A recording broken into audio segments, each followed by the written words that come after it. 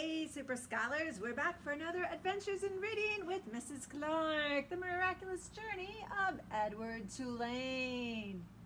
And now, based on the last chapter, Bryce and Edward, aka Jangles, are off to Memphis. What are they going to do there? Let's find out. Chapter 20.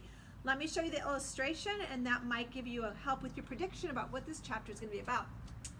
Look what's going on with Jangles, aka Edward.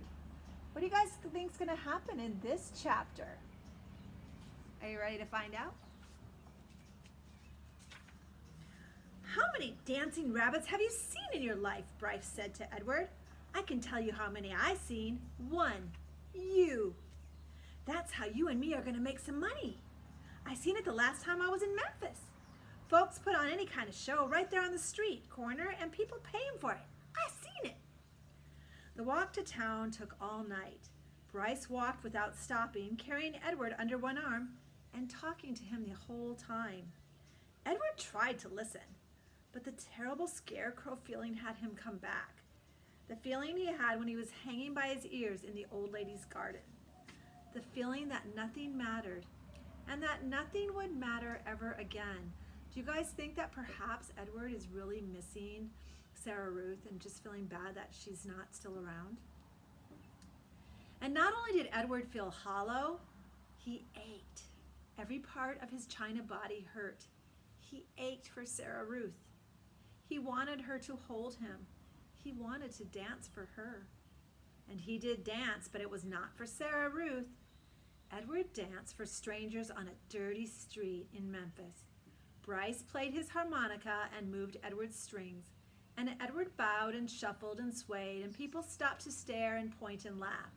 On the ground in front of them was Sarah Ruth's button box. Do you guys remember her button box that she had her buttons in, and then she would take them and make patterns with them? The lid was open to encourage people to drop change inside. "Mama," said a small child, "look at that bunny. I want to touch him."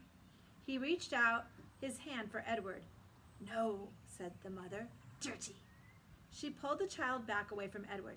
"Nasty," she said. A man wearing a hat stopped and stared at Edward and Bryce. "It's a sin to dance," he said.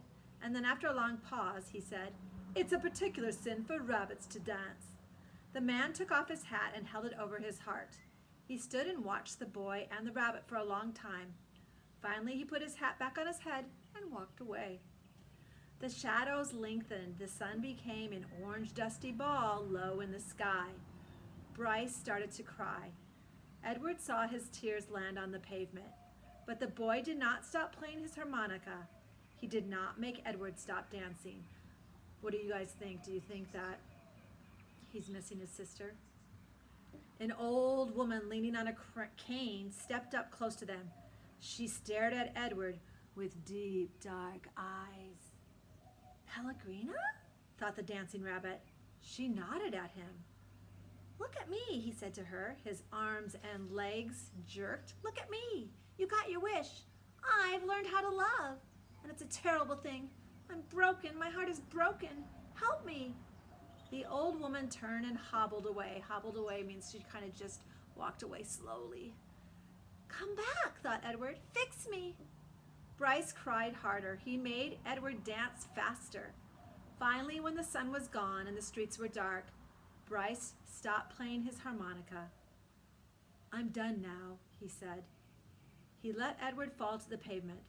"I ain't gonna cry anymore." Bryce wiped his nose and his eyes with the back of his hand. He picked up the button box and looked inside it. "We got us enough money to get something to eat," he said. "Come on, Jangles." So Bryce is done grieving for his sister, and now they're going to go and get something to eat. Of course, Edward Jangles won't need anything to eat, but I bet Bryce is really hungry after walking all night to Memphis. So stay tuned to find out what happens in chapter 21. I want to make sure you're reading every day and know that I miss you. Have an amazing day.